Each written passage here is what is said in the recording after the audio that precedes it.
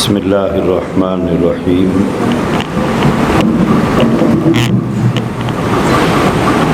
الحمد للہ رب العالمین والعاقبۃ للمتقین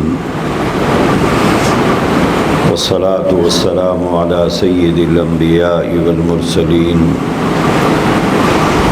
محمد وعلی آلہ واصحابہ وازواجہ وذریاتہ وأہل بیتہ اجمعین الی یوم الدین۔ اما بعد فقد قال اللہ تبارک وتعالی فی القرآن المجید والفرقان الحمید۔ فاعوذ باللہ من الشیطان الرجیم، بسم اللہ الرحمن الرحیم۔ ما كان محمد أبا أحد من رجالكم ولكن رسول الله وخاتم النبيين وكان الله بكل شيء عليما۔ وقال النبي صلى الله عليه وسلم انا آخر الانبیاء وانتم آخر الامم، او کما قال صلی اللہ علیہ وسلم۔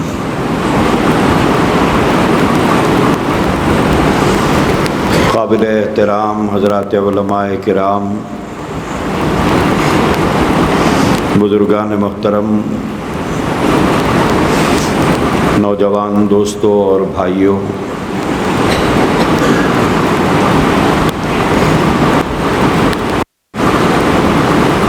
آپ حضرات کے سامنے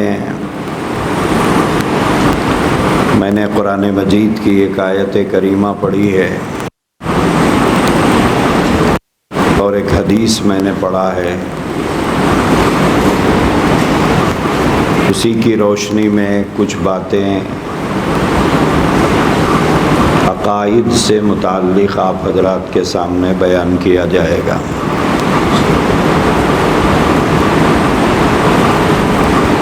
سب سے پہلی بات جو ہم لوگوں کو یاد رکھنا ہے اور زندگی بھر یاد رکھنا ہے،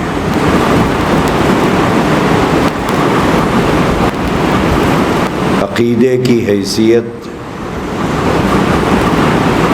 بنیاد جیسی ہوتی ہے۔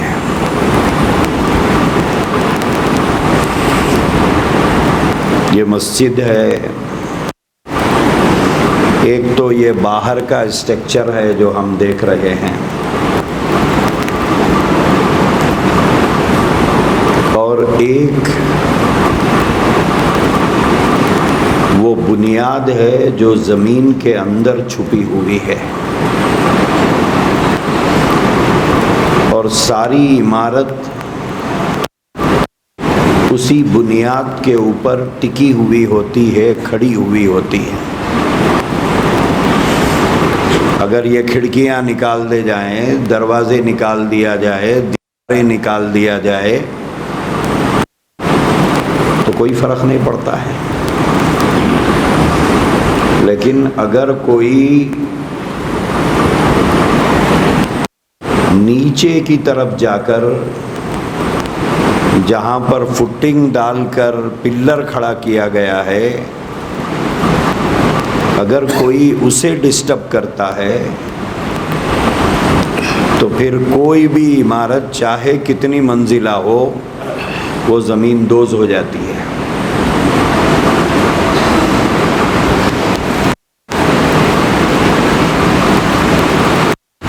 بالکل بعینی ہی اسی طرح سے عقیدے کی اہمیت ہے۔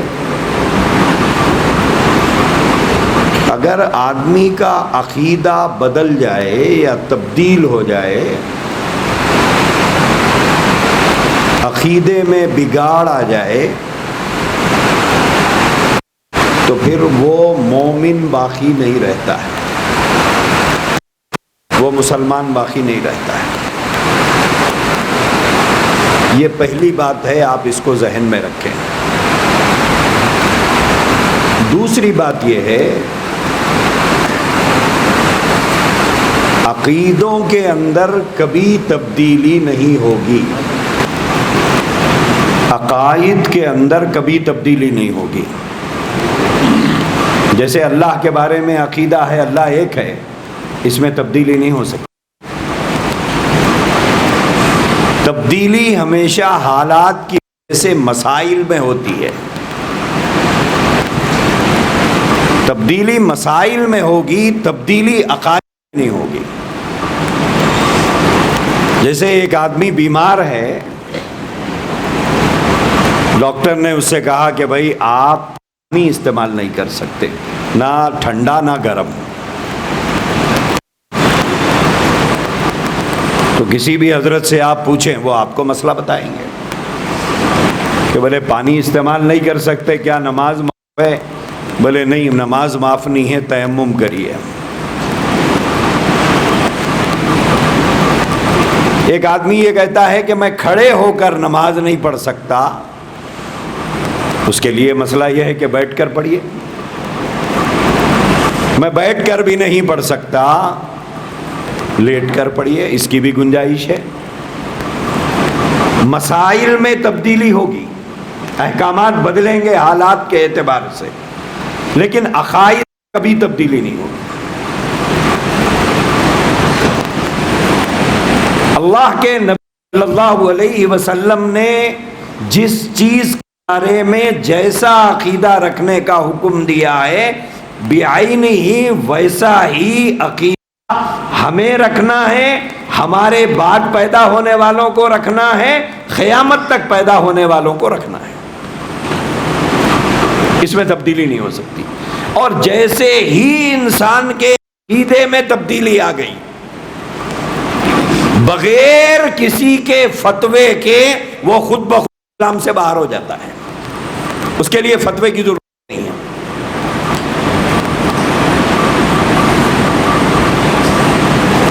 اب یہ بات اگر آپ ذہن میں بٹھا لیں، یہ دو باتیں، عقیدہ بنیاد ہے،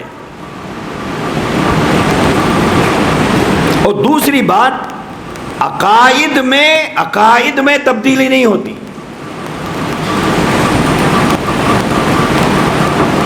آپ ہندوستان میں رہیں، ہندوستان سے باہر رہیں، دنیا میں کہیں رہیں، آپ غریب رہیں، امیر رہیں، دار رہیں، فقیر رہیں، رعایا رہیں، بادشاہ رہیں، عقیدہ ایک ہی ہے، عقیدوں میں تبدیلی نہیں ہو سکتی۔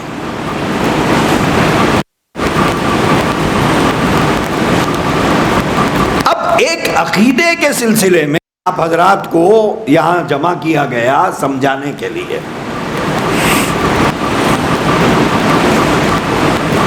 قاری صاحب نے بھی آیت، وہی آیت میں نے بھی پڑھی ہے، وہ اس عقیدے کو کہتے ہیں عقیدہ ختم نبوت۔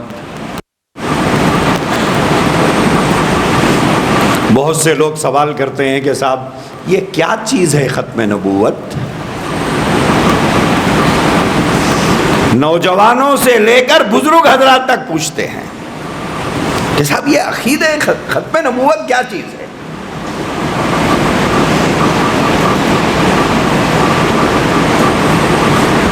یہ عقیدہ ہے۔ ابھی میں اس کو تفصیل سے بتاؤں گا۔ قرآن کریم میں اللہ تبارک و تعالی نے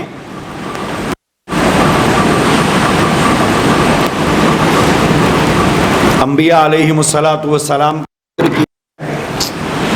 بہت ڈسٹرب کر رہا ہے،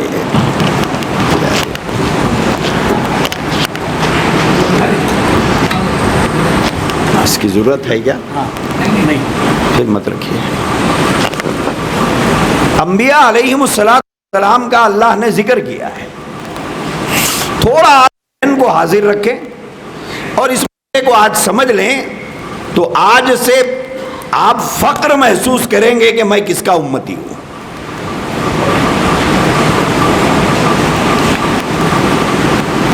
پھر آپ کو عقیدہ ختم نبوت سمجھ میں آئے گا۔ نبوت کا سلسلہ شروع ہوا حضرت آدم علیہ السلام سے۔ حضرت آدم علیہ السلام پہلے انسان بھی ہیں، پہلے نبی بھی ہیں۔ پہلے ہی انسان کو اللہ نے نبی کی حیثیت سے اس دنیا میں بھیجا تھا۔ اس کے بعد نبیوں کے آنے کا سلسلہ چلا۔ کسی علاقے میں ایک نبی آئے، کسی علاقے میں بیک وقت 2 نبی آئے، اس دنیا میں بیک وقت 3 نبی بھی رہے ہیں۔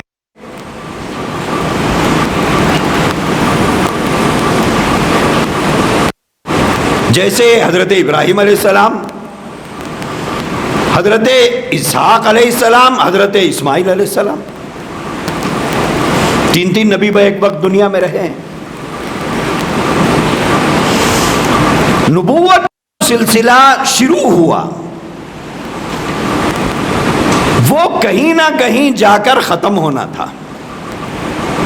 آغاز ہوا تو اختتام بھی ہوگا۔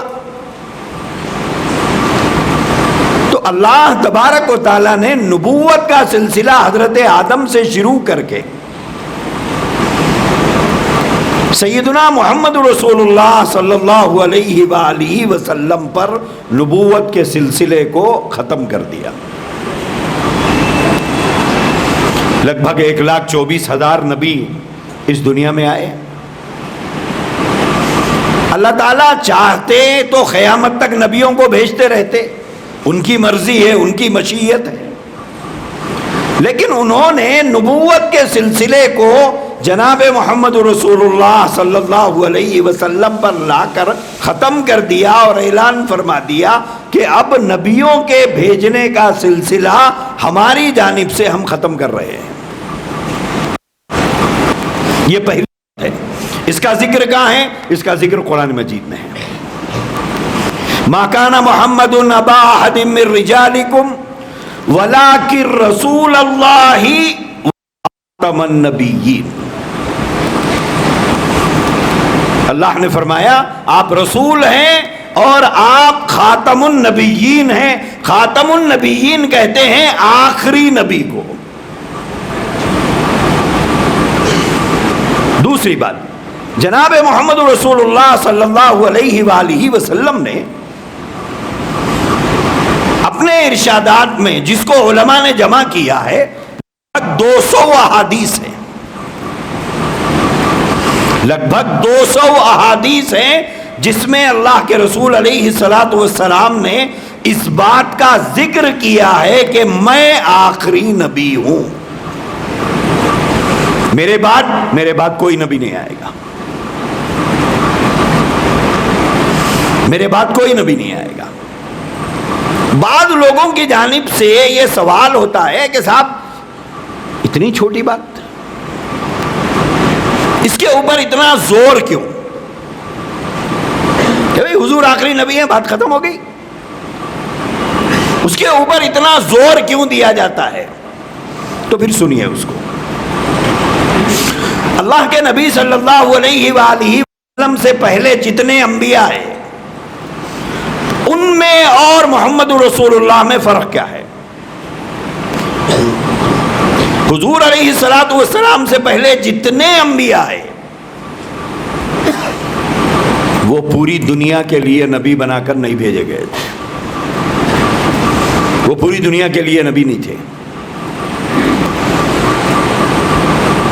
یا تو وہ کسی خاص قوم کے لیے یا کسی ایریے میں رہنے والے لوگوں کے لیے نبی تھے۔ پوری دنیا میں جو انسان تھے ان نبیوں کو پوری دنیا کا نبی بنا کر نہیں بھیجا گیا تھا۔ قرآن کریم میں ان دونوں باتوں کا ذکر ہے۔ ایک مخصوص قوم ایک علاقے میں رہتی تھی، اللہ تبارک و تعالیٰ نے ان کی طرف نبی بنا کر بھیجا، جیسے قوم عاد ایک قوم گزری ہے، قرآن میں اس کا ذکر موجود ہے، وَإِلَىٰ عَادٍ أَخَاهُمْ هُودًا۔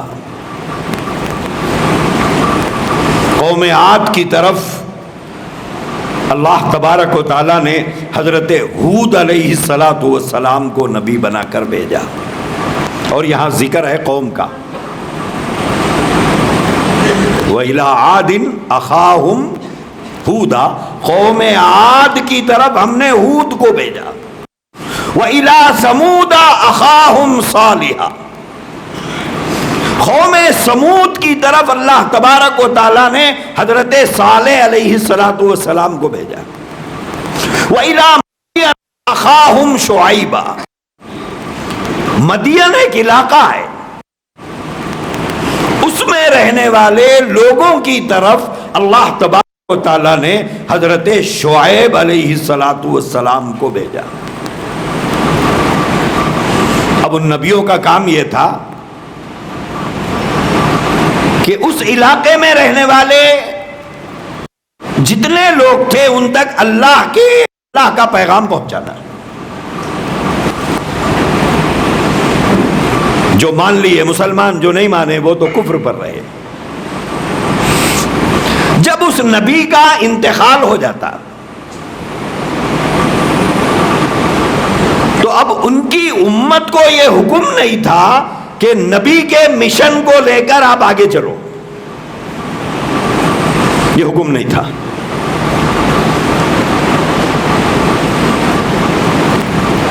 پھر کیا ہوتا تھا؟ اس نبی کے گزر جانے کے بعد اللہ تبارک و تعالیٰ کو جب کسی کو بھیجنا منظور ہوتا تو دوسرے کو نبی بنا کر اللہ بھیج دیتے۔ یہ نبی کی تعلیمات یا تو منسوخ ہو جاتی، پھر نئی تعلیمات، نئے احکام آتے، یا پھر اللہ تبارک و تعالی نبی بھیج کر سابقہ نبی کی تعلیمات کو عام کرنے کے احکامات دیتے۔ یہ سلسلہ دنیا میں چلتا رہا۔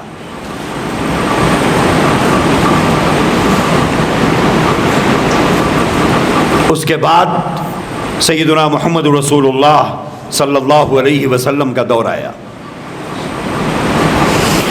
سابقہ انبیاء میں اور محمد رسول اللہ میں جو فرق ہے اس کو پہلے سمجھیے۔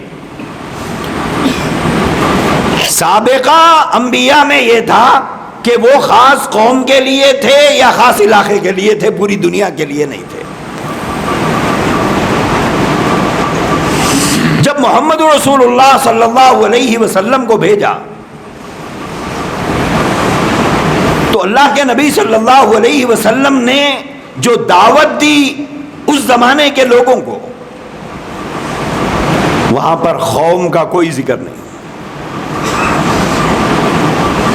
آپ قرآن کریم کو بغور پڑھیں تو سابقہ انبیاء میں یا قومی کے الفاظ استعمال کیے کہ اے میری قوم کے لوگو، اے میری قوم کے لوگو، اے میری قوم کے لوگو، یہ الفاظ قرآن میں موجود ہے۔ اپنی قوم کو مخاطب کیا انہوں نے کہ میری بات مان لو، میں اللہ کا نبی ہوں۔ لیکن محمد رسول اللہ صلی اللہ علیہ وسلم کو اللہ تبارک و تعالیٰ نے جب بھیجا اور جب آپ کو حکم ہوا کہ لوگوں کو ایک اللہ کی طرف بلاؤ اور دین کی طرف دعوت دو، تو وہ الفاظ قرآن کریم میں موجود ہیں، یا ایھا الناس، یہاں قوم کا لفظ نہیں ہے، اے لوگو، یا ایھا الناس، لوگ کوئی بھی ہو سکتے ہیں، دنیا میں کہیں بھی ہو سکتے ہیں۔ آگے اللہ کے نبی نے فرمایا انی رسول اللہ الیکم جمیعا، کہ میں تم سب کی طرف رسول بنا کر بھیجا گیا ہوں۔ یہ بات نہ حضرت نوح علیہ السلام نے فرمائی، نہ ابراہیم علیہ السلام نے فرمائی، نہ لوط علیہ السلام نے فرمائی، نہ موسیٰ علیہ السلام نے فرمائی، نہ عیسیٰ علیہ السلام نے فرمائی۔ انہوں نے یہ نہیں کہا کہ میں پوری دنیا کے لیے نبی بنا کر بھیجا گیا ہوں، اے لوگوں تم مجھے مانو، نہیں۔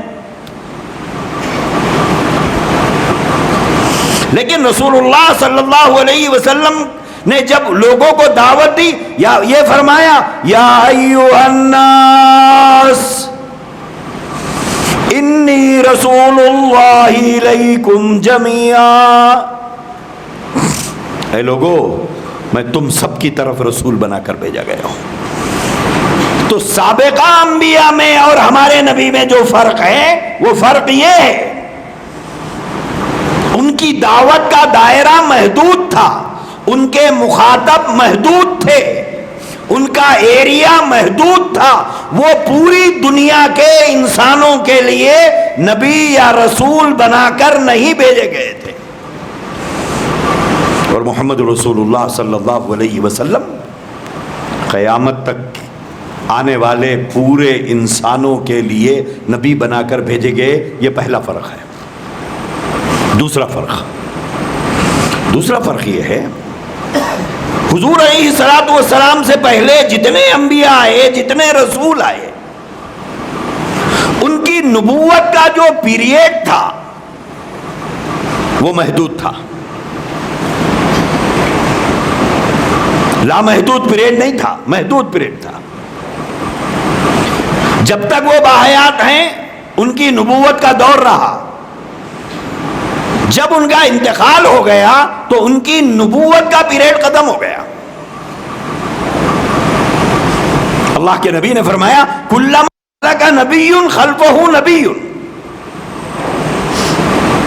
کہ بنی اسرائیل میں ایسا ہوتا تھا، کانت بنو اسرائیل تسوسہم الانبیاء کلما ہلک نبی خلفہ نبی، بنی اسرائیل میں ایسا ہوتا تھا کہ ایک نبی کا جب انتقال ہو جاتا تو اللہ تبارک و تعالیٰ اس کی جگہ دوسرے نبی کو بھیج دیتے، ان کا پیریڈ ختم، دوسرے نبی کا پیریڈ شروع۔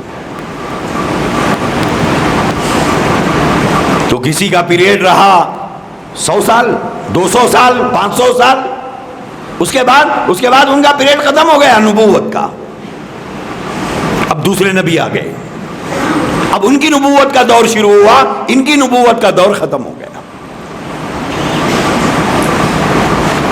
ختم نبوت کے مسئلے پر جو زور دیا جاتا ہے وہ کیوں دیا جاتا ہے، اس پوائنٹ کو سمجھو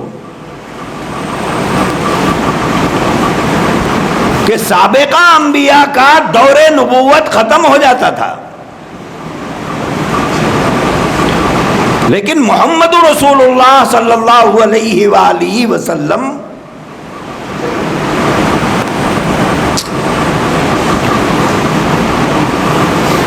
کے بعد کوئی نبی آنے والے نہیں ہیں، لہذا آپ کا دور نبوت شروع تو آپ کے اعلان نبوت سے ہوا ہے لیکن ختم نہیں ہے۔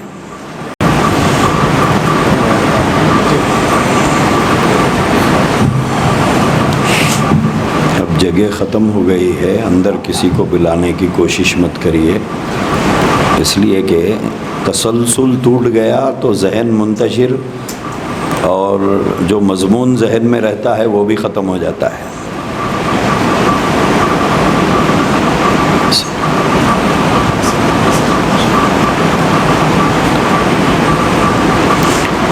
تو جو بات میں سمجھا رہا تھا وہ یہ تھا کہ سابقہ انبیاء کا نبوت کا دور جو ہے وہ دور ختم ہو گیا، ختم ہو جاتا تھا، ان کی جگہ دوسرے نبی آ جاتے تھے۔ سابقہ انبیاء میں اور ہمارے نبی میں فرق کیا ہے؟ ہمارے نبی کے بارے میں قرآن نے یہ کہا کہ آپ آخری نبی ہیں، تو اب اللہ کے نبی صلی اللہ علیہ وسلم کا دور نبوت اعلان نبوت سے شروع ہوا۔ اب جب اعلان نبوت سے شروع ہوا دور نبوت، تو اب یہ دور نبوت ختم کب ہوگا؟ کوئی دوسرا نبی آئے گا تو دور نبوت ختم ہوگا، لیکن قرآن کہہ رہا ہے کوئی دوسرا نبی نہیں آئے گا، کوئی دوسرا رسول نہیں آئے گا، لہذا آپ کا دور نبوت اب قیامت کا سور پھونکے جانے تک ہے۔ آپ کا دور نبوت قیامت کا سور پھونکے جانے تک ہے۔ کیوں؟ اس لیے کہ قرآن کریم نے فرمایا ولیکن رسول اللہ و خاتم النبیین، آپ خاتم النبیین ہیں، آپ آخری نبی ہیں، آپ کے بعد کوئی نبی نہیں آئے گا۔ اب قیامت تک آنے والے انسانوں کے لیے نبی کون؟ محمد رسول اللہ صلی اللہ علیہ وسلم۔ روئے زمین پر جہاں کہیں انسان بستا ہو اس کے لیے رسول محمد الرسول اللہ ہیں، تھے نہیں، ہیں۔ اور قیامت تک جہاں جہاں بھی دنیا میں انسان پیدا ہوں گے ان کے لیے رسول محمد الرسول اللہ ہیں۔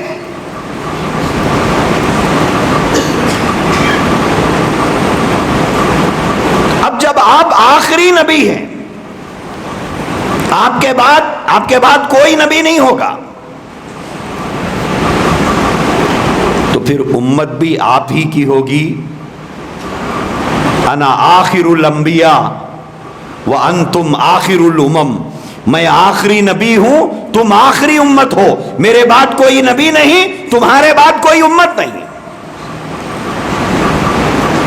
اب امت دو حصوں میں بٹی ہوئی ہے، ایک وہ ہے جنہوں نے آپ کو نبی مان لیا، ایک وہ ہے جنہوں نے آپ کو نبی نہیں مانا، مگر دونوں بھی حضور ہی کی امت ہے، ایک ماننے والی ایک نہیں ماننے والی۔ ان کو دعوت دینا باقی ہے، ایک امت دعوت کہلاتی ہے، ایک امت اجابہ کہلاتی ہے۔ جنہوں نے مان لیا وہ ماننے والی امت، اور باقی ہمارے شہروں میں جو دوسری قومیں رہتی ہے انہوں نے آپ کو نبی نہیں مانا، لیکن کیا حضور ان کے لیے نبی ہے یا نہیں ہے؟ ان کے لیے بھی نبی ہے، رحمت للمسلمین نہیں ہے۔ اللہ نے اپنے لیے رب العالمین کا لفظ استعمال کیا، حضور کے لیے رحمت للعالمین کا استعمال کیا۔ لہذا حضور علیہ السلام اس دنیا میں آپ کے بعد جتنے لوگ پیدا ہوئے ان سب کے نبی ہیں، قیامت تک جتنے لوگ آئیں گے ان کے نبی ہیں۔ اب جب نبی نہیں آئیں گے تو آسمان سے کوئی ہدایت، کوئی پیغام بھی اب قیامت تک نہیں آئے گا، کیونکہ پیغامات نبی کے پاس آتے ہیں، آپ کے اور میرے پاس نہیں آتے، نہ کسی ولی کے پاس آتے ہیں، نہ کسی صحابی کے پاس آتے تھے۔ وہی صرف نبی کے اوپر ہوتی ہے۔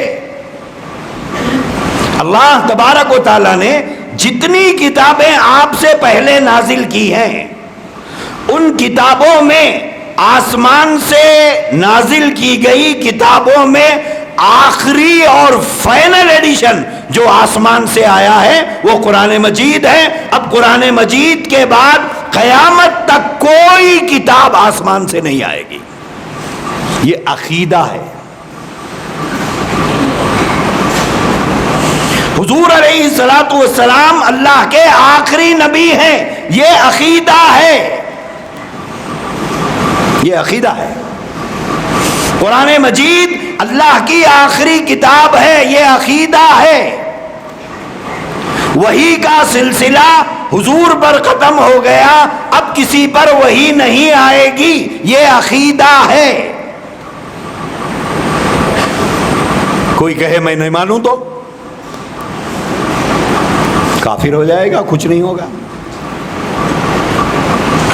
کچھ نہیں ہوگا، کافر ہو جائے گا۔ اب یہاں رک کر ایک بات سمجھو، وہ یہ ہے کہ اگر کوئی آدمی یہ کہے کہ میں اللہ کو مانتا ہوں، میں اللہ کو مانتا ہوں، کیا مانتے ہو بھائی؟ کہ بولے میں اللہ کو رحمان مانتا ہوں، اللہ کو رحیم مانتا ہوں، اللہ کو کریم مانتا ہوں، اللہ کو رزاق مانتا ہوں، وہ جتنے بھی اللہ کے نام ہیں وَلِلَّهِ الْأَسْمَاءُ الْحُسْنَى، وہ تمام ناموں کو پڑھ کر بولتا ہے یہ سب مانتا ہوں، لیکن میں اللہ کو ایک نہیں مانتا۔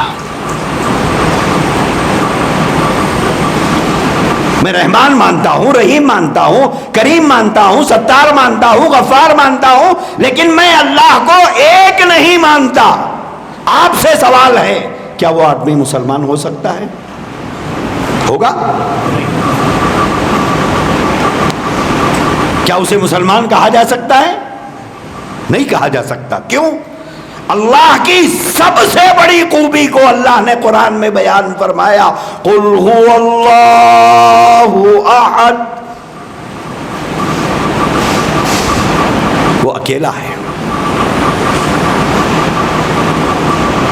وہ اکیلا ہے، لا مثل له، لا مثال له، لا مثیل له، نہ اس کی مثال ہے نہ اس کی مثل ہے۔ وہ اپنی شان کے ساتھ اکیلا اور تنہا ہے، اس کا کوئی ساجھی نہیں، اس کا کوئی ساجھی نہیں۔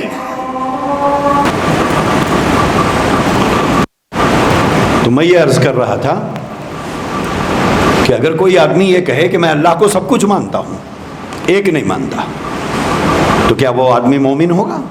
وہ آدمی مسلمان نہیں ہو سکتا۔ اور اس کے کفر میں رائی کے دانے کے برابر بھی شک نہیں کیا جا سکتا۔ اسی طرح اگر کوئی آدمی یہ کہے کہ میں محمد رسول اللہ صلی اللہ علیہ وسلم کو رحمت للعالمین مانتا ہوں، شافی المذنبین مانتا ہوں، حوض کوثر کا مالک مانتا ہوں، آپ کو مزمل و مدثر مانتا ہوں، آپ کو امام الانبیاء مانتا ہوں، آپ کو سید الانبیاء مانتا ہوں، آپ کو سردار انبیاء مانتا ہوں، اولاد آدم سردار مانتا ہوں، آخری نہیں مانتا۔ اگر کوئی آدمی یہ کہے سب مانتا ہوں لیکن حضور کے آخری نبی ہونے کا میں قائل نہیں ہوں، میں آپ کو آخری نہیں مانتا، باقی سب مانتا ہوں، آخری نہیں مانتا، کیا وہ آدمی مسلمان ہوگا؟ وہ آدمی مسلمان نہیں ہو سکتا۔ کیوں؟ قرآن کے حکم کا انکار ہے۔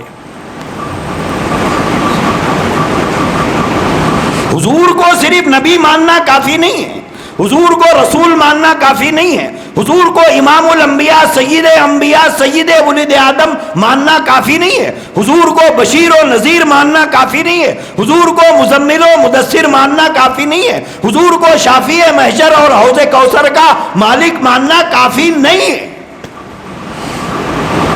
ان سب کو مانتے ہوئے اسے یہ ماننا ہوگا کہ حضور علیہ السلام اللہ کے آخری نبی اور آخری رسول ہے، اور آپ کے بعد قیامت تک کوئی نبی نہیں آئے گا۔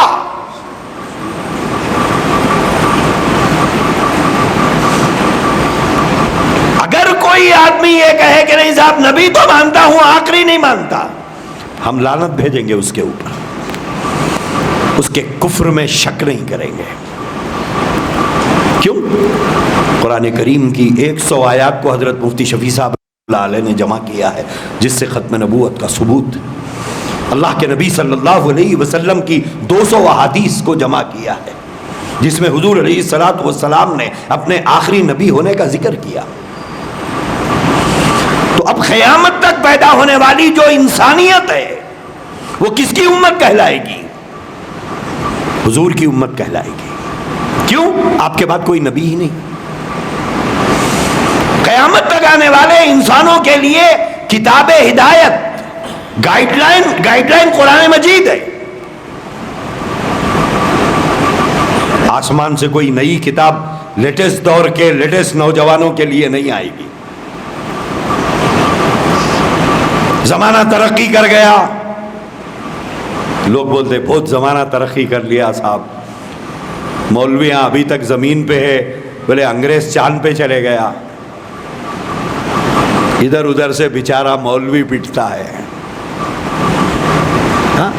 کہتے ہیں کہ بولے زمانہ ترقی کر گیا، मौलवी जमीन पे है। बोले अंग्रेज चांद पे चले गया। अरे तुम्हें चांद ही नजर आया है? आज से 1400 साल पहले सातों आसमान पर के ऊपर जाने वाला नबी नजर नहीं आया?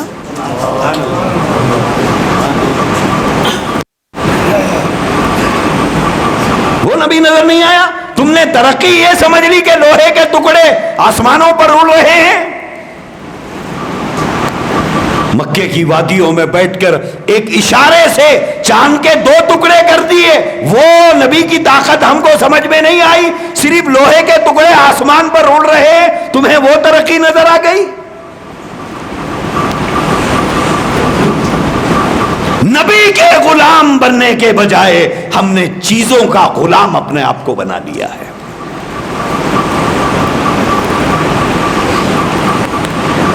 तो क़यामत तक के लिए किताब हिदायत कुरान मजीद है। क़यामत तक आने वाले इंसानों के लिए नबी जनाब मोहम्मद रसूलुल्लाह सल्लल्लाहु अलैहि वसल्लम है। और जो आपके आखिरी नबी होने में शक करेगा, हमें उसके काफिर होने में कोई शक नहीं है, कोई शक नहीं है।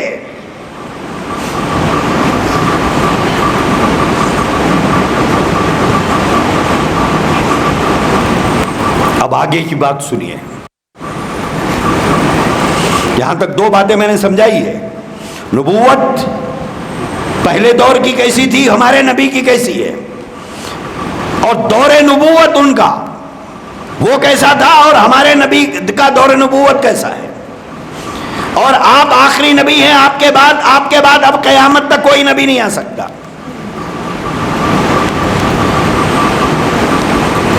और दीन जब नबी नहीं आएंगे तो आसमान से अहकामात भी नहीं आएंगे। सैयदना उमर इब्नुल खत्ताब रज़ी अल्लाहु अन्हु की खिदमत में एक यहूदी आया। आकर उसने अर्ज किया कि अमीरुल मोमिनीन, आप लोग जिस किताब को कुरान कहते हैं उसके अंदर एक आयत है। बोले ये आयत बजाय आपके नबी के, क्योंकि वो यहूदी था, हुजूर को नबी नहीं मानता था, उसने कहा कि आपके नबी के बजाय अगर हमारे नबी पर यह आयत नाजिल होती। यहूद मूसा अलैहिस्सलाम को मानने के दावेदार हैं। उन्होंने कहा कि यह आयत अगर अल्लाह की तरफ से बजाय आपके नबी के हमारे नबी पर नाजिल होती, तो बोले उस दिन को हम ईद का दिन बना लेते, उस दिन को हम ईद का दिन बना लेते। सैयदना उमर ने पूछा कौन सी आयत है, तो कौन सी आयत है? तो उसने वो आयत करीमा पढ़ी, अल यौमा अकमलतु लकुम दीनकुम अतममतु अलैकुम निअमती व रज़ीतु लकुमुल इस्लाम दीना। सैयदना उमर फारूक रज़ी अल्लाह ताला अन्हु ने फरमाया, मैं वो दिन भी जानता हूँ, वो जगह भी जानता हूँ, वो मुकाम भी मुझे याद है, वो वक्त भी मुझे याद है जब ये आयत नाजिल हुई थी। हज्जतुल वदा का दिन था। अल्लाह के नबी सल्लल्लाहु अलैहि वसल्लम अपनी हयात तय्यबा का पहला और आखिरी हज फरमा रहे थे। आप मैदान अरफात में थे। उस वक्त में ये आयत करीमा नाजिल हुई। इस आयत करीमा के अंदर अल्लाह तबारक व तआला ने ये फरमाया, अल यौमा अकमलतु लकुम दीनकुम। नौजवानों थोड़ा मुतवज्जे रहो, एक मीडिया का हंगामा है और हम लोग अखबार की बात को, मीडिया की बात को वही से कम नहीं समझते। हाँ, लोग बोलते अखबार में आया साहब, अखबार में आया, न्यूज में बताया गया है। यानी हमको न्यूज में बताई गई बात और अखबार में लिखी गई बात पर हम ईमान लाए हुए हैं। अरे बोले अखबार में आया साहब, अखबार में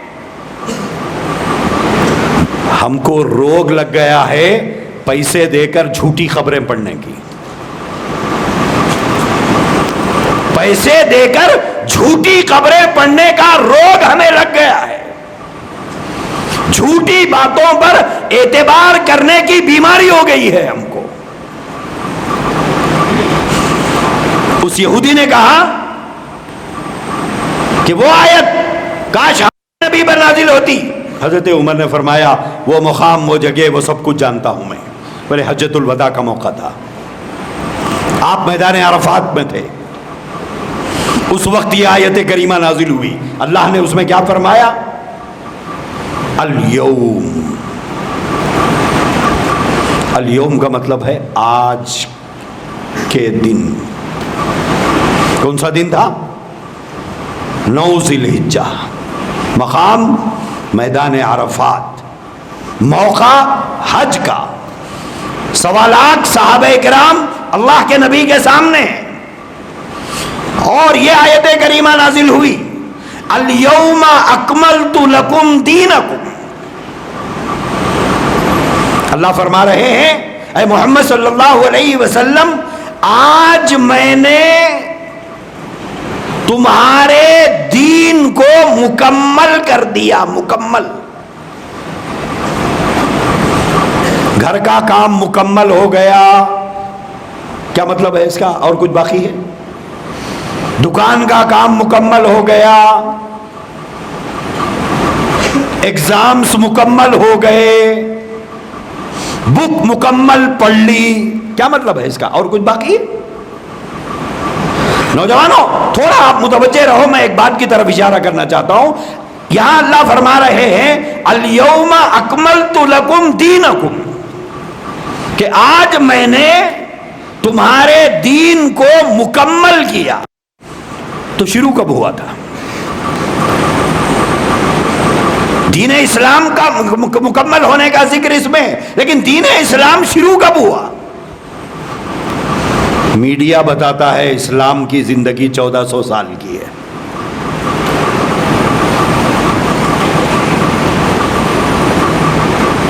یہی بتاتا ہے کہ صاحب محمد صاحب کے آئے ہوئے 14 سال ہوئے، 1400 سال ہوئے۔ بولے باقی دھرم؟ بولے سناتن دھرم کی تاریخ 5000 سال پرانی ہے، وہ فلاں جب سے اسلام کی عمر، بولے اسلام کی عمر تو 1400 سال کی ہے۔ نوجوانوں یہ دھوکہ ہے، سمجھو اس بات کو۔ اسلام کا آغاز محمد رسول اللہ سے نہیں ہوا، اسلام کا آغاز آدم علیہ السلام سے ہوا۔ اسلام کا آغاز آدم علیہ السلام کس کی طرف بلاتے تھے؟ ایک اللہ کی طرف۔ نوح علیہ السلام 950 سال تک کس کی طرف بلاتے رہے؟ ایک اللہ کی طرف۔ ابراہیم علیہ السلام نے وقت کے فرعون سے جو ٹکر لیا، کس بات کو لے کر لیا؟ اللہ کی الوہیت اور ربوبیت اور وحدانیت کے مسئلے کو لے کر ہی تو کیا تھا۔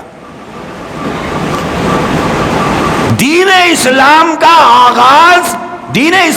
آغاز ہوا حضرت آدم علیہ السلام سے، اور دین اسلام کی تکمیل ہوئی ہے محمد رسول اللہ پر صلی اللہ علیہ وسلم۔ آغاز وہاں سے ہوا، تکمیل یہاں ہوئی۔ ایک بچہ گریجویٹ بنتا ہے،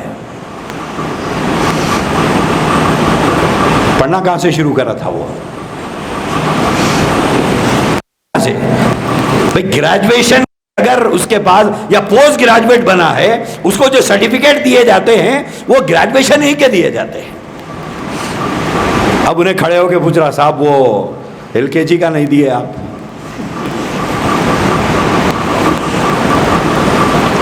بھائی LKG بھی تو پڑھا ہوں میں، UKG بھی تو پڑھا ہوں۔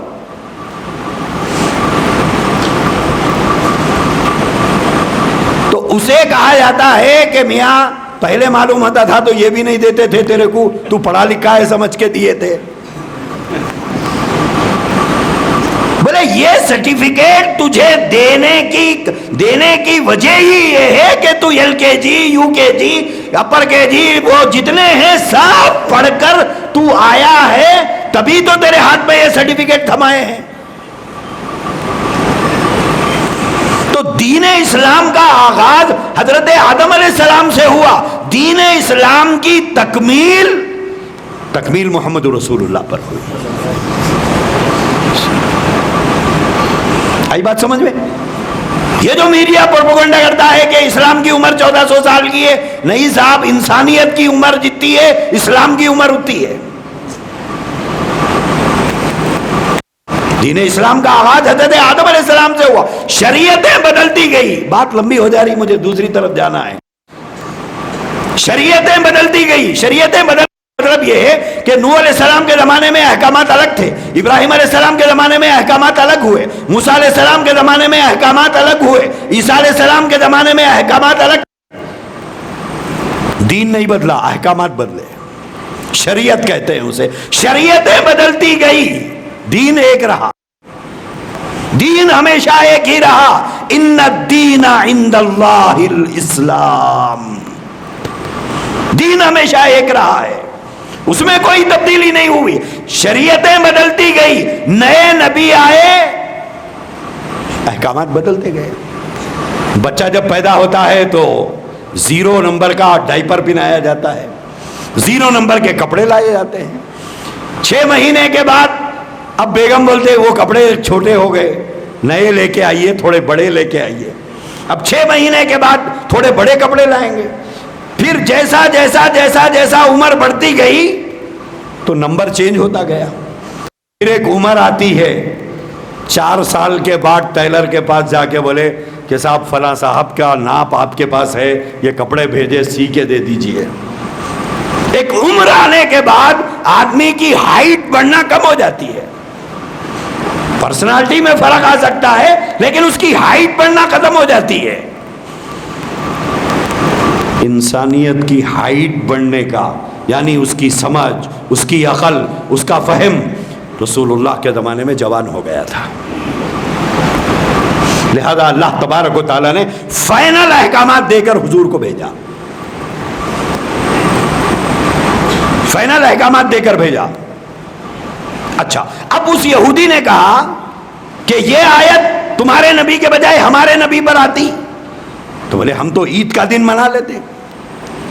حضرت عمر نے پوچھا وہ آیت کون سی؟ اس نے یہ آیت پڑھ کے سنائی، الیوم اکملت لکم والی.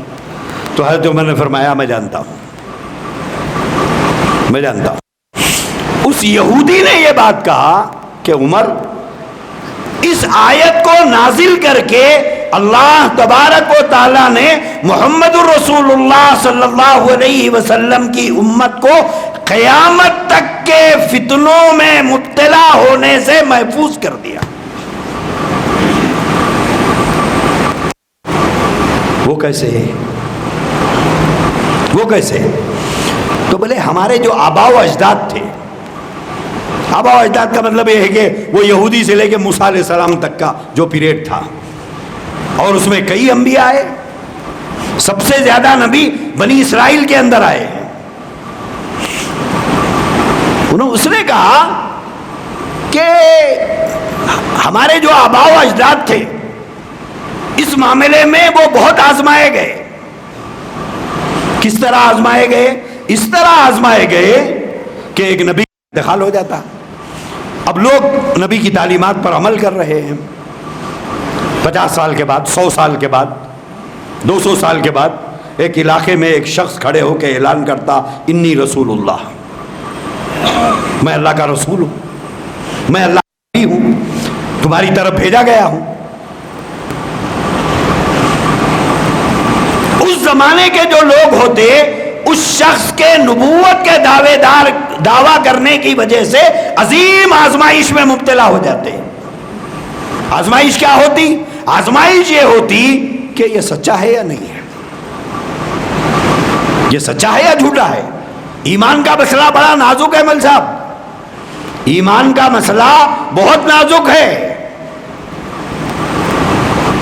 اس یہودی نے کہا اگر یہ سچا ہے دعویٰ کرنے والا، اگر لوگوں نے نہیں مانا تو ایمان گیا، اگر یہ جھوٹا تھا مان لیا تو ایمان گیا. ایمان کا مسئلہ بہت نازک ہے. صحیح بات کو نہیں مانا تو کافر، غلط بات کو مان لیا تو کافر ہے، صحیح بات کو نہیں مانا تو کافر، غلط بات کو مان لیا تو کافر۔ گوگل رحمت اللہ علیہ سے دین سیکھنے والوں تھوڑا توجہ کرو میری بات پر۔ یہ گوگل کا جو شوق آپ کو ہے، ایمان سے ہاتھ دھو کے دنیا سے جاؤ گے، ہاں ایمان سے ہاتھ دھو کے دنیا سے جاؤ گے۔ آتا ہوں میں اس کے اوپر بھی، تو مجھے پہلے یہ بات سمجھا لوں، میں کیا بول رہا تھا میں؟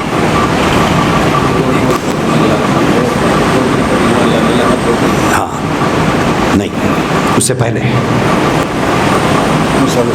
ہاں، تو یہ آزمائش کیا تھی کہ صحیح دعویٰ کرنے والا سچا نبی ہے، نہیں مانا مان جائے گا، غلط بات تھی مان لیا تو ایمان جائے گا۔ اس یہودی نے کہا امت محمدیہ کو اللہ نے اس آزمائش سے محفوظ کر دیا، قیامت تک، قیامت تک محفوظ کر دیا۔ حضرت عمر نے پوچھا وہ کیسے؟ بولے آیت نازل ہو گئی، دین مکمل ہو گیا۔ جیسے ہی یہ آیت نازل ہوئی حضرت ابو بکر رونے لگے، لوگوں نے خوشی کا موقع ہے آپ رو رہے ہو، دین مکمل ہو گیا۔ حضرت ابو بکر نے فرمایا تم سمجھے نہیں، اب شاید نبی ہمارے درمیان میں نہیں رہیں گے، مشن پورا ہو گیا۔ آیت کریمہ کے نازل ہونے کے 81 دن کے بعد حضور کی وصال ہوا، حضور کا وصال ہوا۔ اور مفسرین نے لکھا ہے اس آیت کے نازل ہونے کے بعد احکامات سے متعلق کوئی آیت اللہ نے نازل نہیں فرمایا۔ تو اس یہودی نے کہا کہ امت محمدیہ کو ایک بڑی آزمائش سے اللہ نے بچا لیا، کیوں؟ آپ آخری نبی ہیں، دین مکمل ہو گیا، وحی کا سلسلہ ختم ہو گیا، اب قیامت تک یہ امت نبوت کے معاملے میں آزمائش سے محفوظ کر دی گئی ہے۔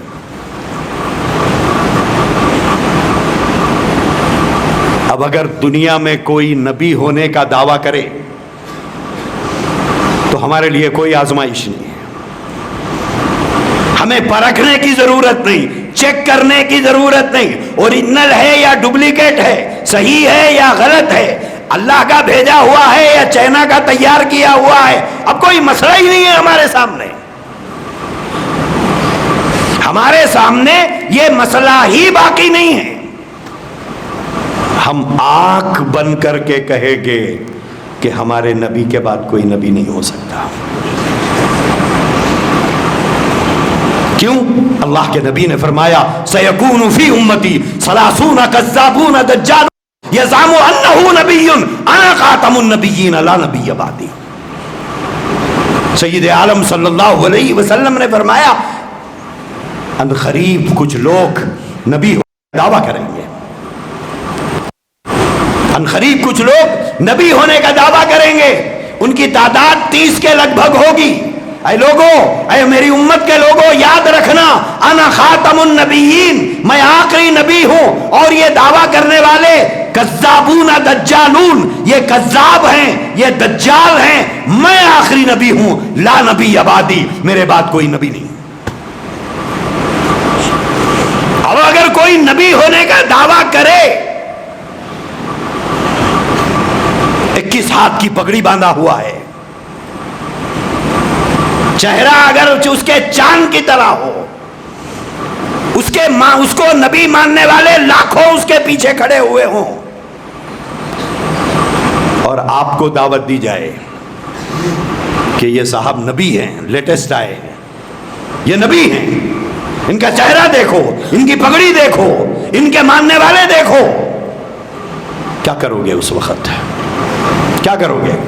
امپریس ہو جاؤ گے کہ چاند کی طرح چہرہ ہے اور یہ سب ماننے والے بیوقوف ہے کیا؟ بعض لوگ سوال کرتے ہیں اتنے لوگ غلط ہو سکتے؟ ہمارے نزدیک ایک آدمی کا اور اضافہ ہو گیا اس میں، وہ آپ ہیں۔ وہ یہ کہتا ہے کہ اتنے سب غلط ہو سکتے کیا؟ تو ہمارے پاس ایک آدمی کا اور اضافہ ہو گیا، وہ یہ بولنے والا۔ مولوی صاحب ایک طرف اگر 1,00,000 گدھے کھڑے ہوئے ہیں تو وہ گدھے ہی کہلاتے ہیں. 1,00,000 گدھے مل کر ایک گھوڑا نہیں ہو سکتے. گدھے گدھے ہیں چاہے ان کی تعداد کچھ بھی ہو. اللہ کے نبی کے بعد چاہے کسی جھوٹے کو ماننے والے ڈاکٹرز ہوں، انجینئرز ہوں، سائنٹسٹ ہوں، مالدار ہوں، تاجر ہوں، کاروباری ہوں، پڑھے لکھے ہوں، دولت مند ہو، فقیر ہو، بادشاہ ہو، ہم کو کوئی فرق نہیں پڑے گا. اللہ کی کتاب کہتی ہے وَلَٰكِن رَسُولَ اللَّهِ وَخَاتَمَ النَّبِيِّينَ. اسی لیے امام ابو حنیفہ رحمۃ اللہ علیہ نے کے زمانے میں ایک شخص نے نبی ہونے کا دعویٰ کیا تو امام صاحب نے فرمایا خبردار کوئی اس سے اس کی نبوت کی دلیل پوچھے. اگر کہ آج کے زمانے میں کوئی کہے کہ میں نبی ہوں اور جیسا چہرہ میں نے بتایا ویسا چہرہ ہے، پیچھے نالائقوں اور بیوقوفوں احمقوں کی ایک فوج کھڑی ہوئی ہے اور آپ اس کو دیکھ کے متاثر ہو رہے اتنے لوگ غلط ہو سکتے کیا، اتنے لوگ غلط ہو سکتے کیا. تو بعض لوگ ہوشیار نہیں 1.5 ہوشیار رہتے تو بولتے جا کے اس سے پوچھیں گے نبی ہونے کا ثبوت کیا ہے، اس کے نبی ہونے کی دلیل کیا ہے. جب اس نے نبی ہونے کا دعویٰ کیا سیدنا امام اعظم ابو حنیفہ رحمۃ اللہ علیہ نے فرمایا خبردار اگر کوئی اس سے نبی ہونے کا ثبوت پوچھے. امام صاحب نے فرمایا جو نبی ہونے کا ثبوت پوچھے گا وہ کافر ہو جائے گا. ثبوت بتائے گا مان لو گے؟ وہ ثبوت بتائے گا اپنے نبی ہونے کا، مان لو گے؟ آپ نہیں مان سکتے.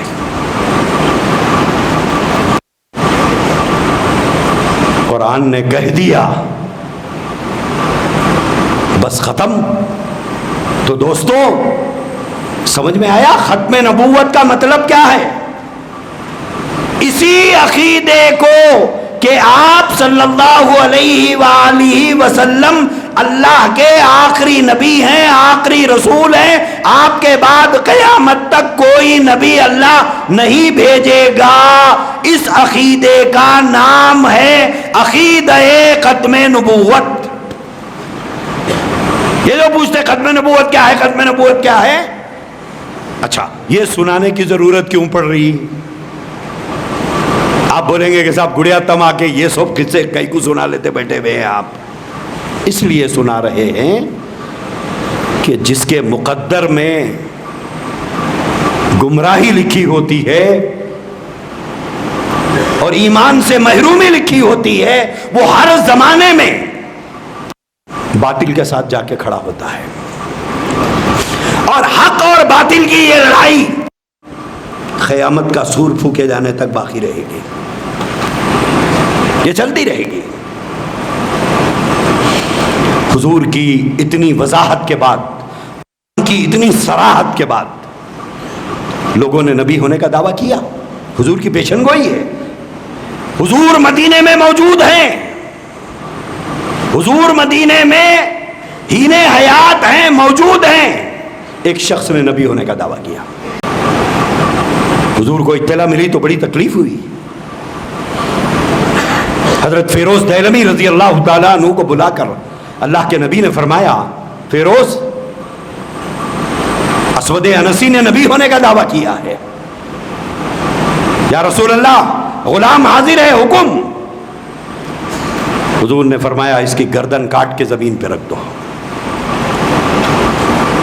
نبوت کے دعوے دار کی سزا اسلام میں اگر اسلامی حکومت ہوگی تو اس کی گردن اتار کر زمین پر رکھی جائے گی. نبوت کا دعویٰ کرنا بغاوت ہے، بغاوت. اور پوری دنیا میں یہ قانون ہے، ملک سے بغاوت کی سزا پھانسی ہوتی ہے. اسلام نے بھی اس سے بغاوت کرنے والے کی سزا یہی رکھی ہے. اسی طرح اگر کوئی اس جھوٹے کو مان لے من بدل دینہ فاقتلوہ، گرو چیلا دونوں کی ایک ہی سزا ہے. دعویٰ کرنے والا اور اس دعوے کو ماننے والا دونوں کی سزا ایک ہی ہے. حضرت فیروز دہلوی رضی اللہ تعالیٰ عنہ نے جا کر اسود انسی کو قتل کیا. بعض لوگ یہ سوال اٹھاتے ہیں کہ صاحب کیا ضرورت ہے یہ ختم نبوت کے کام کی؟ معلومات کچھ نہیں ہے، زیرو. سب بول رہے ہیں، میں بھی کچھ بولوں. بعض لوگوں کو یہ روگ لگا ہوا ہوتا ہے، یہ بیماری ہوتی ہے، میں کچھ نہیں بولا تو لوگ کیا سمجھیں گے، ان کو کچھ بھی نہیں معلوم ہے سمجھیں گے، لہذا سب بول رہے ہیں میں بھی بولوں. لہذا ایک سوال اٹھاتے ہیں کہ صاحب کیا ضرورت ہے یہ ختم نبوت کے کام کی؟ کیا ضرورت ہے میں بتاتا ہوں، سنیے. اس نے نبی ہونے کا دعویٰ کیا، اسود انسی نے، حضور نے کیا حکم دیا؟ قتل کرو، قتل کر دیا. دوسرا شخص، حضور کی حیات کے آخری ایام چل رہے ہیں، آخری ایام چل رہے ہیں، مسیلمہ کذاب نے نبوت کا دعویٰ کیا اور اس نے حضور کو خط بھیجا، آدھے ایریے کے آپ نبی، آدھے ایریے کا میں نبی، مان لو اس بات کو. باضابطہ خط لکھا، وہ کتابوں کے اندر موجود ہے وہ خط. بولے آدھے ایریے کے آپ نبی، آدھے ایریے کا میں نبی. دو آدمی وہ خط لے کر حضور کی خدمت میں حاضر ہوئے، اللہ کے نبی کی خدمت میں پیش کیا. حضور علیہ الصلوۃ والسلام نے ان سے پوچھا کیا تم لوگ اس کو نبی مانتے ہو؟ انہوں نے کہا کہ ہاں مانتے ہیں، تبھی تو خط لے کے آئے ہیں. اللہ کے نبی نے فرمایا اگر میڈیٹر کو قتل کرنے کا قانون نہ ہوتا، سفیر کو قتل کرنے کا قانون نہ ہوتا تو میں محمد رسول اللہ تم دونوں کو قتل کرا دیتا، ایک جھوٹے کو نبی ماننے کے جرم میں. تو جھوٹے کو نبی ماننے کا جرم کی سزا کیا ہے؟ قتل ہے. اللہ کے نبی کے آخری ایام تھے، حضور کی رحلت ہو گئی، وصال ہو گیا، انتقال ہو گیا. حضور کی حیات میں کاروائی کرنے کا حضور کو موقع نہیں ملا. جیسے ہی حضور کا وصال ہوا، صدیق اکبر رضی اللہ تعالیٰ عنہ خلیفہ بنائے گئے. حضرت صدیق اکبر رضی اللہ عنہ نے ایک لشکر تیار کرنے کا حکم دیا اور ان سے فرمایا کہ جا کر مسیلمہ کذاب سے جنگ کرو جس نے نبی ہونے کا دعویٰ کیا ہے. اس سے بھی کرو، اس کے ماننے والوں سے بھی کرو. صحابہ کرام مدینہ منورہ سے نکلے. یہ یمامہ کا رہنے والا تھا. آج کے دور میں، آج کے سیدھی سیدھی سڑکیں ہیں، سیدھی سیدھی روڈیں ہیں. آج کے زمانے میں لگ بھگ 900-950 کلومیٹر ہے یمامہ مدینے سے.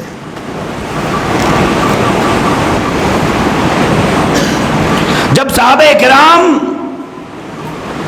مدینے سے نکل کر یمامہ پہنچے، اس وقت تک علی اختلاف الاقوال 40,000 سے زائد لوگ مسیلمہ کذاب کو نبی مان چکے تھے.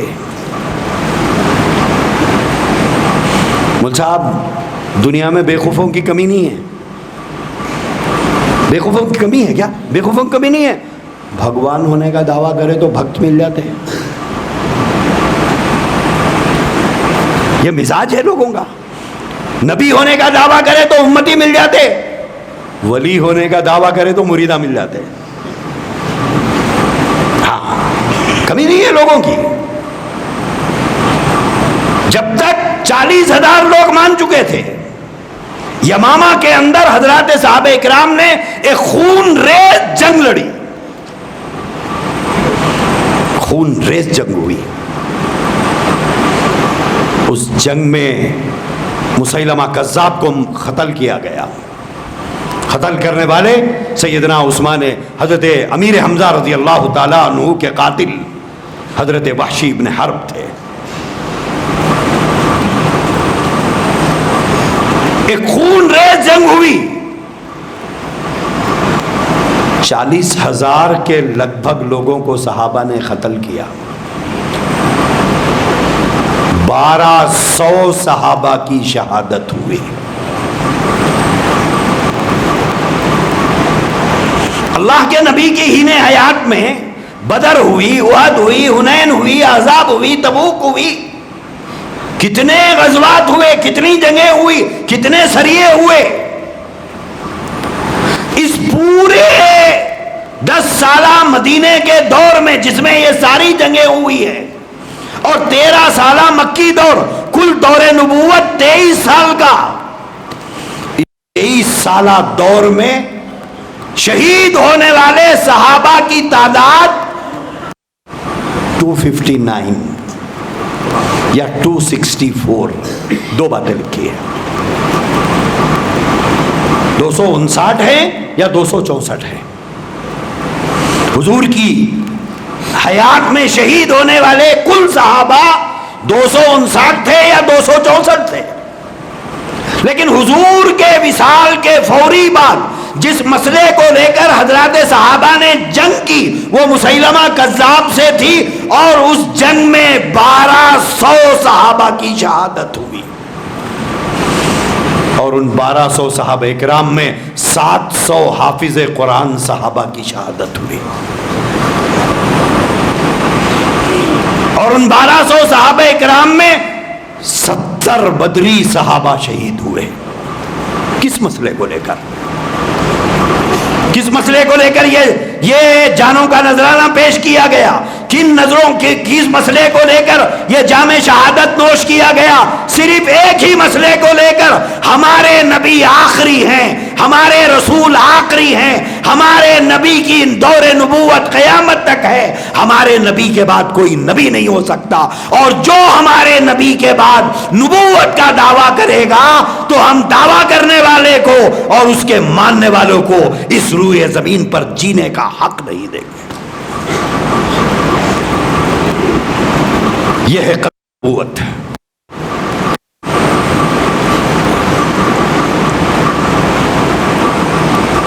آ گیا مسئلہ سمجھ میں ختم نبوت کا؟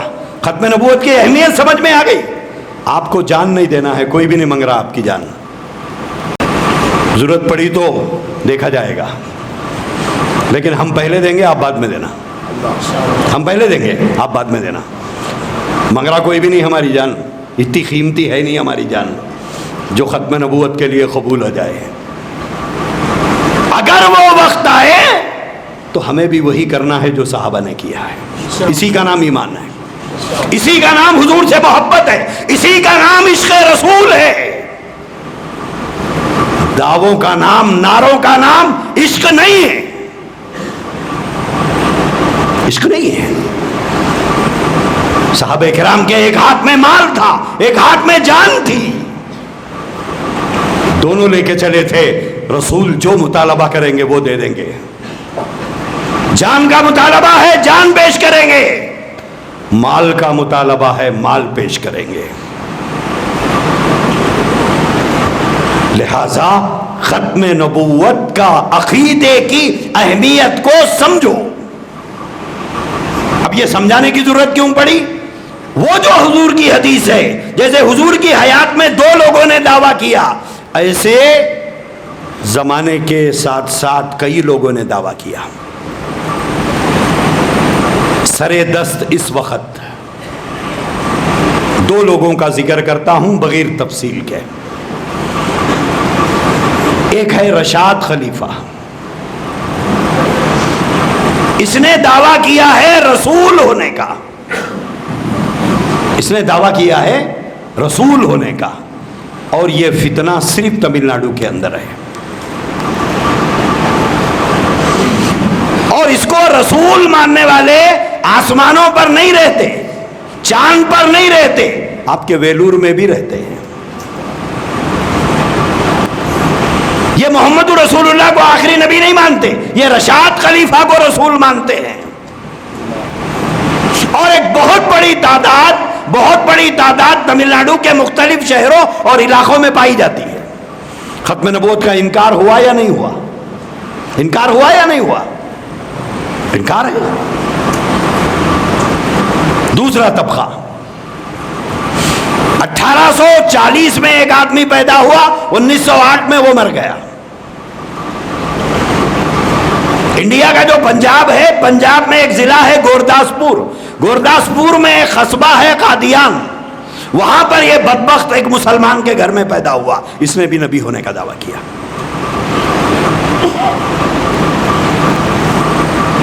اس وقت اس کو نبی ماننے والے دنیا کے 120 ملکوں میں پائے جاتے ہیں. اس میں ہمارا ہندوستان بھی شامل ہے. لوگ بولتے ہندوستان ہوں گا تمل ناڈو ہے یا نہیں ہے؟ بولو. جی ہاں ہے. حضرت بیٹھے ہوئے ہیں, پوچھ لیجئے آپ. ایک نہیں کئی شہروں کے اندر پائے جاتے ہیں. آپ کو سمجھانے کی وجہ یہ ہے کہ ہوا, طوفان بنگال میں آتا ہے, پانی یہاں پڑتا ہے. بولے ہوا کا دباؤ کم ہوا ہے لہذا بارش ہوگی. تو فتنوں کو وہاں سے یہاں پہنچنے میں دیر نہیں لگے گی.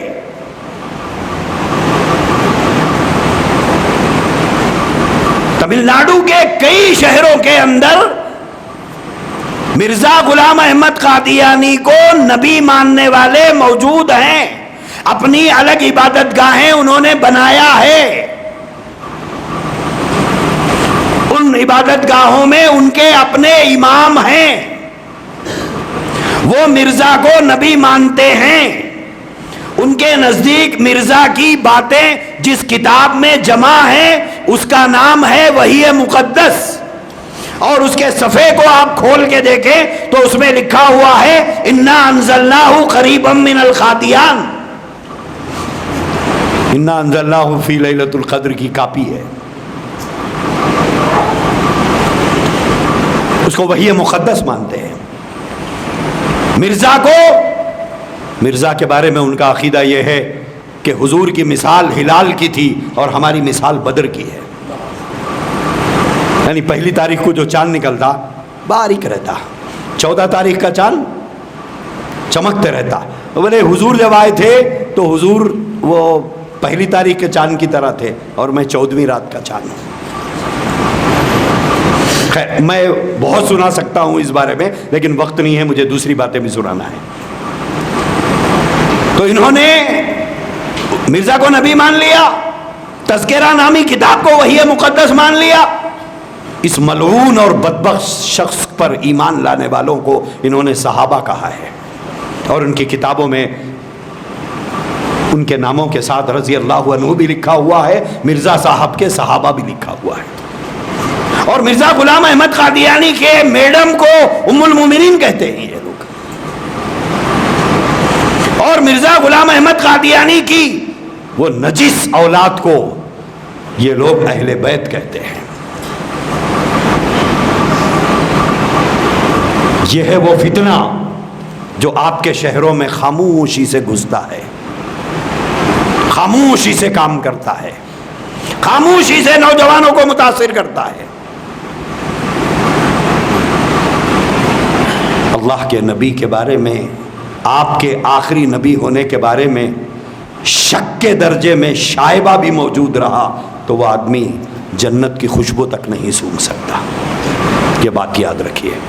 میں قادیانیت کی بات کو یہاں ختم کر رہا ہوں. دوسری بات, اللہ کے نبی صلی اللہ علیہ وسلم نے یہ پیشن گوئی فرمائی ہے قرب قیامت حضرت مہدی کا ظہور ہوگا,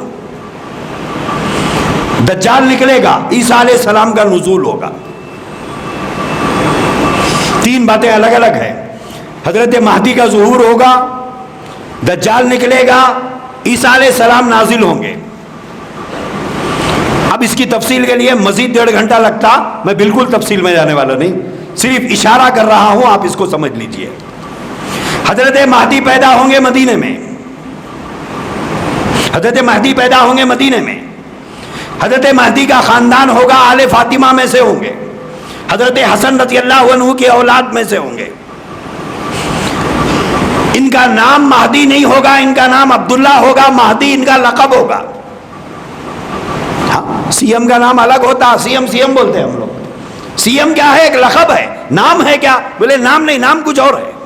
ایسے ہی حضرت مہدی یہ لقب ہے, اور حضرت مہدی کا نام اللہ کے نبی نے فرمایا میرے نام کی طرح محمد ہوگا. اور حضرت مہدی کے والد کا نام میرے والد کے نام کی طرح عبداللہ ہوگا. حضرت مہدی کی والدہ کا نام میری والدہ کے نام کی طرح آمنہ ہوگا. اور میری بیٹی حضرت فاطمہ کے بیٹے حضرت حسن رضی اللہ عنہ کی اولاد میں سے ہوں گے. کہاں پیدا ہوں گے؟ مدینے میں پیدا ہوں گے۔ باقی تفصیلات آپ کے علماء سے آپ سن لیجئے۔ دوسری بات، حضرت مہدی کے دنیا میں ظہور کے بعد دجال نکلے گا۔ دجال ایک شخص ہوگا، ایک آنکھ سے کانا ہوگا، یہاں پر کافر لکھا ہوا ہوگا۔ اللہ کے نبی نے فرمایا روئے زمین میں اس سے بڑا کوئی فتنہ نہیں ہوگا۔ اب تک جتنے فتنوں کا لوگوں نے سامنا کیا ہے اس میں سب سے بڑا فتنہ دجال کا فتنہ ہوگا۔ اس لیے اللہ کے نبی نے فرمایا جو آدمی جمعہ کے دن سورہ کہف پڑھے گا وہ دجال کے فتنے سے محفوظ رہے گا۔ مول صاحب خبروں سے لوگوں کو اٹھا کے کھڑا کرے گا، خبروں سے لوگوں کو اٹھا کے کھڑا کرے گا، اس کے ساتھ روٹیوں کا پہاڑ چلے گا۔ 100 سال سے جس زمین پر بارش نہیں ہوئی اشارے سے بارش برسائے گا، کہے گا رب مان لو مجھے۔ دو باتیں ہو گئی۔ تیسری بات، حضرت عیسیٰ علیہ السلام حضور سے 550 یا 600 سال پہلے آپ کی دنیا میں تشریف آوری ہوئی۔ اس زمانے کے حالات کچھ ایسے ہوئے، یہودی ان کے قتل کی سازش کر رہے تھے۔ یہودیوں نے تو آج یہ فلسطینیوں کو مار رہے ہیں، ان کے آبا و اجداد کے ہاتھ تو نبیوں کے خون سے رنگین ہیں۔ وَيَقْتُلُونَ النَّبِيِّينَ بِغَيْرِ الْحَقِّ، ان کے باپ دادا کے ہاتھ نبیوں کے خون سے رنگین ہے، یہ نبیوں کے قاتلوں کی اولاد ہے۔ فلسطینیوں کے قتل پر ہمیں اتنا تعجب نہیں ہے، سانپ کا بچہ سپولا ہوتا ہے۔ آج یہ بے رحمی سے قتل کر رہے ہیں، انہوں نے تو نبیوں کو قتل کیا ہے، قرآن میں اس کا ذکر ہے۔ خیر، اس وقت حضرت عیسیٰ علیہ السلام کو یہ شہید کرنے کی سازش کر رہے تھے۔ اللہ تبارک و تعالیٰ نے حضرت عیسیٰ علیہ السلام کی شکل دوسرے آدمی کو دے کر حضرت عیسیٰ کو آسمان پر اٹھا دیا۔ ابھی حضرت عیسیٰ علیہ السلام آسمانوں پر آئے، لیکن حضرت عیسیٰ علیہ السلام کی نیچرل ڈیتھ نہیں ہوئی۔ قرآن کہتا ہے کل نفس ذائقۃ الموت، وہ نیچرل ڈیتھ نہیں ہوئی۔ اللہ کے نبی نے فرمایا جب حضرت مہدی کا ظہور ہوگا، دجال نکلے گا، اس کے بعد حضرت عیسیٰ علیہ السلام کو اللہ تبارک و تعالی دمشق کی جامع مسجد کے مشرقی مینارے پر 2 فرشتوں کے کندھوں پر ہاتھ رکھ کر حضرت عیسیٰ علیہ السلام فجر کی نماز کے وقت آسمانوں سے اتریں گے۔ یہ بات اچھا یاد رکھیے، پیدا نہیں ہوں گے، پیدا ہو چکے ہیں، پیدا ہو چکے ہیں، پیدا نہیں ہوں گے، نازل ہوں گے۔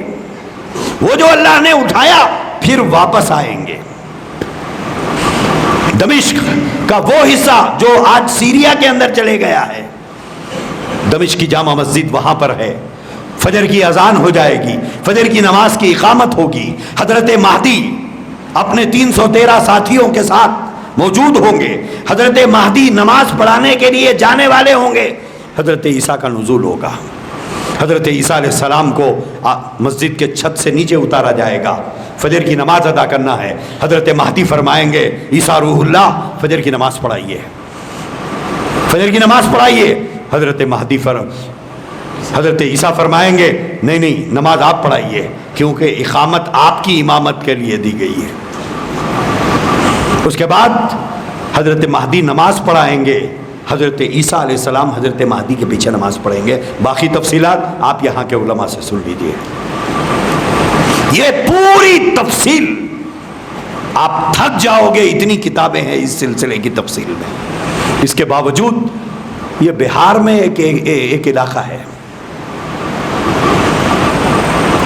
وہاں کا ایک شخص کھڑے ہو کے دعویٰ کیا ہے کہ میں مہدی ہوں، میں عیسیٰ ہوں۔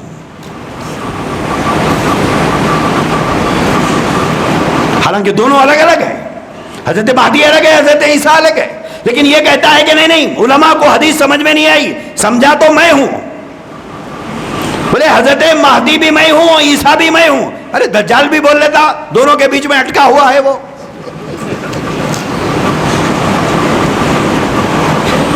تو کہتا ہے کہ مہدی بھی میں ہوں، عیسیٰ بھی میں ہوں. جب دوستو عقل پر پردہ پڑ جاتا ہے، حبک الشیء یومی و یسمو، کہ آدمی کو کسی سے اندھی محبت ہو جاتی ہے تو وہ اس کی محبت میں اندھا بھی ہو جاتا ہے، بہرا بھی ہو جاتا ہے. تو کہتے ہیں نا، بھونڈی مثال ہے، گدھی پہ دل آیا تو پری کس کام کی. تو بعض لوگ اندھے بن جاتے ہیں.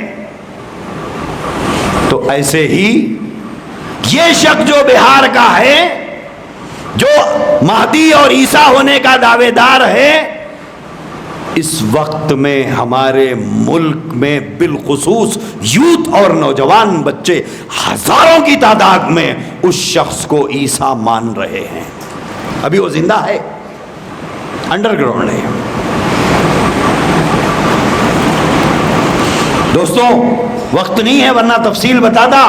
ایک بات نوجوانوں آپ سے عرض کرنا چاہتا ہوں، جو نوجوان بچہ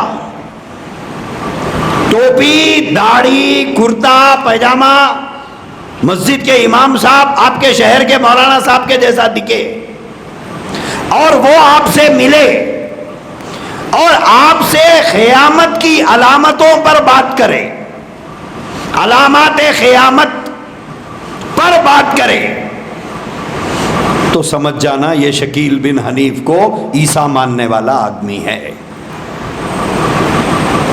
یہ علامت ہے ان کی. وہ صرف اس ٹاپک پر بات کریں گے اور یہ بیٹھے ہوئے بزرگوں میں سے کسی کے بعد نہیں جائیں گے. وہ کیوں؟ معلومات پختی ہے. پاؤں میں کا ہاتھ میں لے کے سر گنجا ہونے تک ماریں گے نہیں جائیں گے.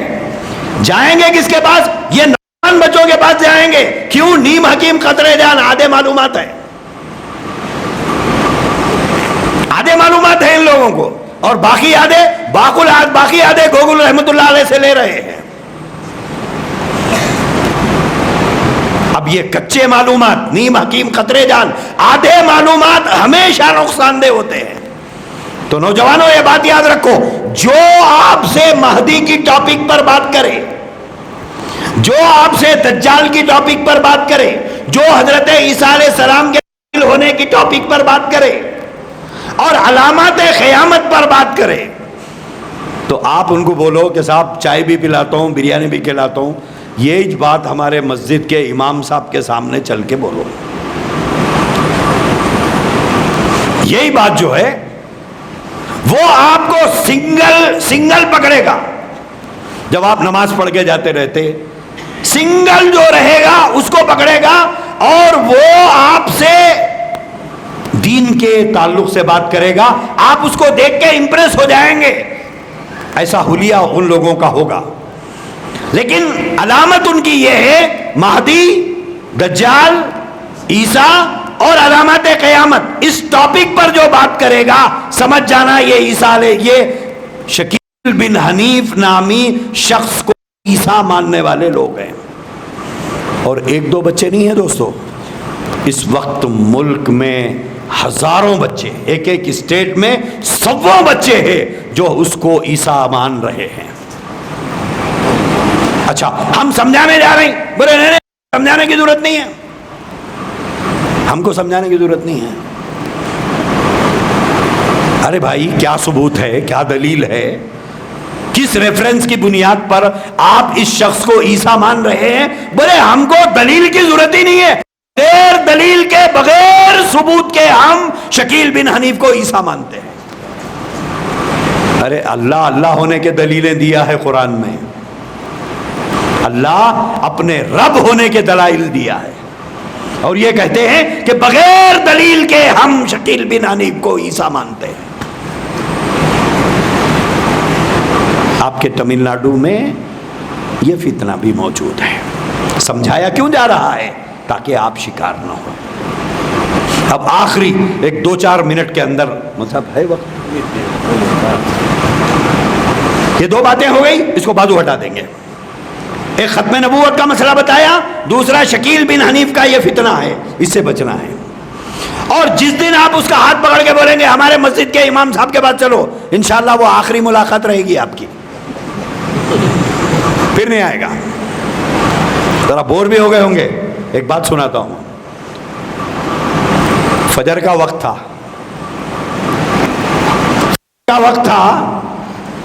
وہ ایک ٹیلے کے اوپر مرغا کھڑے کے باہر تھا.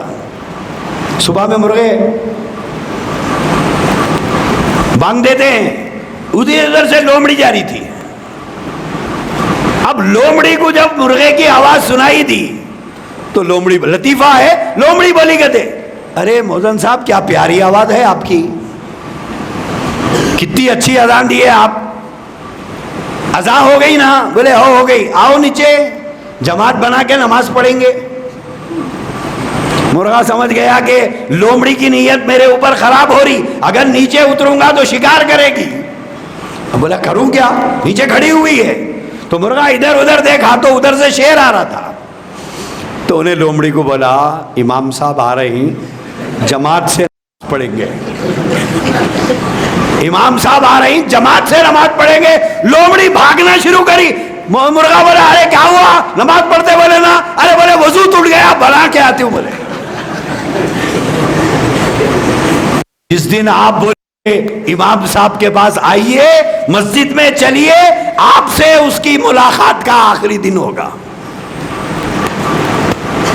دو باتیں ہو گئی. چلیے تیسری بات، سوشل میڈیا. سوشل میڈیا نوجوانوں اور بزرگوں اور گھر کی خواتین سب سے ایک بات عرض کرنا چاہتا ہوں. میں نے بتایا کا معاملہ بہت نازک ہے، ایمان کا معاملہ نازک ہے.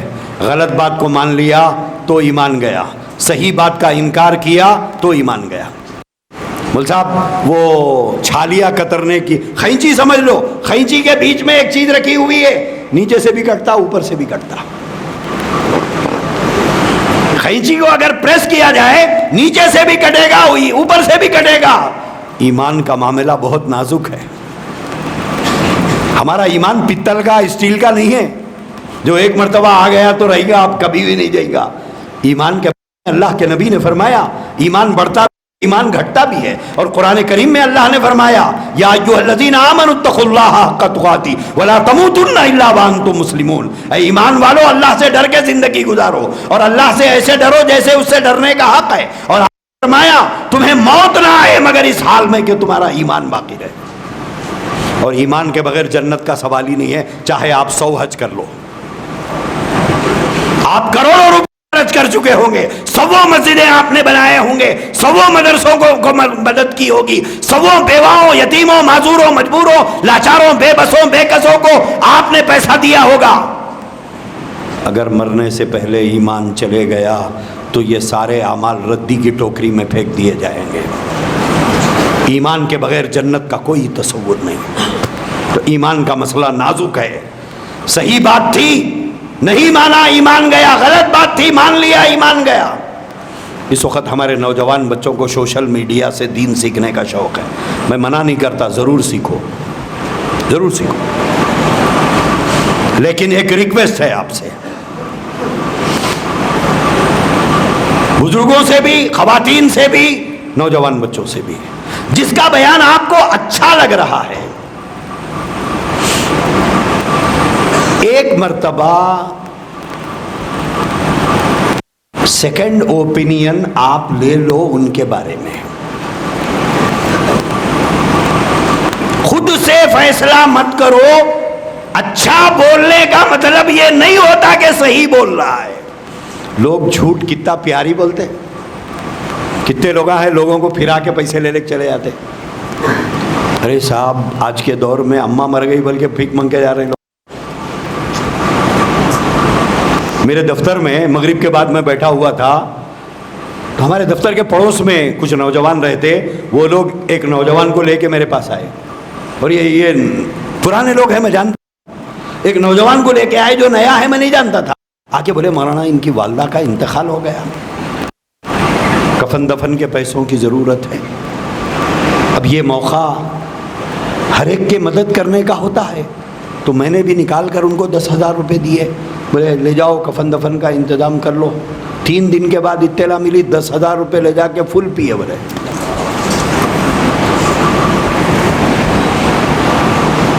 جو شخص لے کر آیا تھا اسی کا بھائی آ کر مجھ کو سنا کے گیا آئندہ سے مولانا 1 روپیہ نہ دو اس کو، 1 نمبر کے بدماش ہیں یہ لوگ. اور سچوں کا نہیں ہے، یہ دور جھوٹوں کا ہے، اور جھوٹ اتنی صفائی سے لوگ بولتے ہیں کہ آنکھوں میں دھول دھوک کے چلے جاتے ہیں. صورت ایسی بناتے ہیں جیسے کہ پیدائشی فقیر ہے کیا.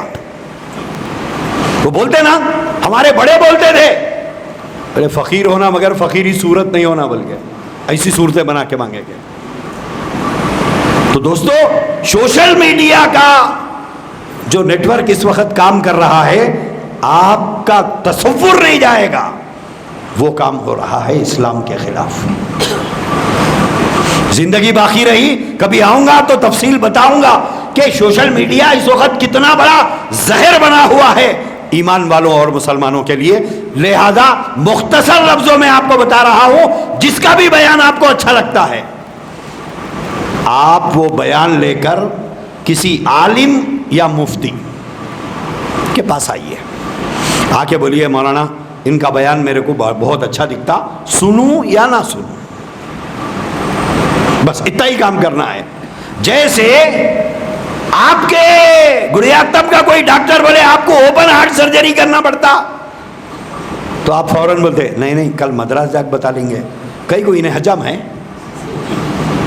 پیدا ہوئے جب سے اس کا علاج کرا رہے نا، سارے بچوں کا علاج فیملی ڈاکٹر ہے، مگر مسئلہ جب جان کا آ گیا تو اب اس کے اوپر اعتبار نہیں ہے، بولے ان سے پرفیکٹ لوگ ہیں جا کے ان کو بتائیں گے. جب 2-4 ڈاکٹر ہم کو کہیں گے کہ ہاں صاحب ضروری ہے اوپن ہارٹ سرجری کرنا، تو بولتے وہ گاؤں کا ڈاکٹر صحیح بولا تھا. تو اب ہمارا مسئلہ کیا ہے، یہ مسجد کے امامہ صاحب ہمارے کو گھر کی مرغی دال برابر کے طرح ہو گئے. ارے بولے مولانا کیا بولتے، بولے کچھ بھی نہیں بولتے. ارے میاں ان کا بیان سن کے تمہارے بہاؤ بڑے ہوئے اور آپ آج تک ان کو ہی سنتے رہے. ٹھیک ہے، دوسروں کو سننا برا نہیں ہے، لیکن آپ ایک مرتبہ ری کنفرم کرو کہ ان کو سننا یا نہیں سننا. کیوں؟ 3 آدمی ہیں اس وقت جو ہمارے ایمان کے لیے زہر بنے ہوئے ہیں. ایک گوہر شاہی کا فتنہ ہے جو صوفیزم کے نام سے کام کرتا ہے. دوسرا ایک جاوید احمد غامدی نام کا آدمی ہے، یہ حدیثوں کو نہیں ماننے والا منکر حدیث ہے. تیسرا محمد علی مرزا، انجینئر محمد علی مرزا. کون کون سنتے؟ بتا رہے ہیں، سنتے ہیں. 30 سال سے تقریر کر رہا ہوں، جانتا ہوں، سنتے ہیں لوگ. دوستو، اگر کل قیامت میں صحابہ کے ساتھ کھڑا ہونا نہیں چاہتے ہو تو انجینئر علی مرزا کو ضرور سنو، ضرور سنو، ضرور سنو. لیکن کل میدان محشر میں تم صحابہ کے ساتھ نہیں کھڑے ہو پاؤ گے. انتہائی درجے کا لچر قسم کا آدمی ہے انجینئر علی مرزا، اور پیشے سے انجینئر ہے. وہ کوئی عالم نہیں ہے، وہ کوئی حافظ نہیں ہے، وہ کسی مدرسے کا پڑھا ہوا نہیں ہے. جیسے RMP ڈاکٹر ہوتے نا، RMP ڈاکٹر معلوم ہمارے علاقے میں بہت ہوتے، کتاباں پڑھ کے ڈاکٹر بنتا، ویسے 6 نہیں، ذرا زیادہ پڑھ لیا کتابیں، اتنا ہی ہے. لیکن میں ایک ہی کی سناؤں گا، دوپہر میں بھی میں نے سنایا تھا، وہ بات پھر دہراتا ہوں. اتنا بڑا صحابہ کا گستاخ یہ کہتا ہے اگر امیر معاویہ کے زمانے میں ہوتا تو کیا ہوتا. کہتا ہے امیر معاویہ میری تلوار سے تو محفوظ رہ گئے، میری زبان سے نہیں بچ سکتے. اور یہ کہتا ہے کہ اگر حضور کے زمانے میں ہوتا تو ابو بکر کی جگہ میں خلیفہ بنایا جاتا. میڈیا پر اور دوسرے بہت سی جگہوں پر نوجوانوں کا ایک طبقہ ہے ایکس مسلم کے نام سے. ایکس مسلم یہ وہ لوگ ہیں جو کبھی مسلمان تھے، اب یہ اللہ کے ربوبیت، الوہیت، اللہ کی وحدانیت کا انہوں نے انکار کیا، بولے اللہ نہیں ہے. اور یہ اسلام پر، قرآن پر، محمد رسول اللہ پر رقیق حملے کرتے ہیں، رقیق حملے. یہ ایکس مسلم ہے اور ہمارے مسلمان بچے ان کو سن رہے ہیں اور بول رہے ہیں بات تو صحیح ہے، بات تو صحیح ہے. اللہ کے بارے میں شک، قرآن کے بارے میں شک، محمد رسول اللہ کے بارے میں شک. دوستو، ایمان سے محروم ہو کے جانے سے اچھا ہے کہ آدمی بھوکا پیاسا رہ جائے لیکن ایمان کا سودا نہ کرے. لہذا یہ مجلس تحفظ ختم نبوت کا مطلب ہے یہ اٹھنے والے فتنوں کے خلاف اپنے اپنے علاقوں میں کھڑے ہو جانا، نبوت کے دعوے داروں کے خلاف، مسیحیت اور مہدویت کے دعوے داروں کے خلاف، گستاخ صحابہ کے خلاف، منکرین حدیث کے خلاف، اور صوفی ازم کے نام پر پھیلائی جانے والی گندگی کے خلاف آپ کو کھڑا ہونا ہے. یہی محمد رسول اللہ صلی اللہ علیہ وسلم کے ساتھ وفاداری ہے، یہی دین کے ساتھ وفاداری ہے، یہی اپنے مذہب کے ساتھ وفاداری ہے. اگر یہ کام نہیں کرو گے، اپنی زمین کے لیے کھڑے ہوتے ہو، اپنی جائیداد کے لیے کھڑے ہوتے ہو، کوئی 100 روپے دینا ہو تو اس کے لیے کھڑے ہوتے ہو، کوئی 1000 روپے لے کے گیا نہیں دیتا ہے تو اس کے لیے کھڑے ہوتے ہو، کیا محمد رسول اللہ کے لیے نہیں کھڑے ہوں گے آپ؟ اپنے علاقے کو محفوظ رکھو فتنوں سے، اس کے لیے مجلس تحفظ ختم نبوت کی آواز کے ساتھ کھڑے ہو جاؤ. اگر آج ان فتنوں کو نہیں کچلا گیا، ان کو نہیں دبایا گیا، ہمارے علاقوں میں ان فتنوں کو اگر دفن نہیں کیا گیا، کل ہماری نسل مسلمان باقی نہیں رہیں گی.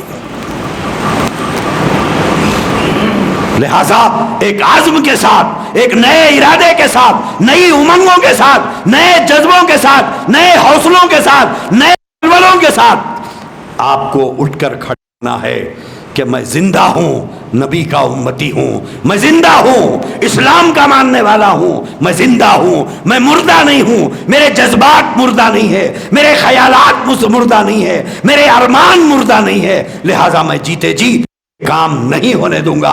بتاؤ کون کون اس کے لیے تیار ہے؟ اپنے ایمان کی حفاظت کرنا ہے، دین کی حفاظت کرنا ہے اور فتنوں سے اپنے علاقوں کو محفوظ رکھنا ہے. وآخر دعوانا ان الحمدللہ رب العالمین.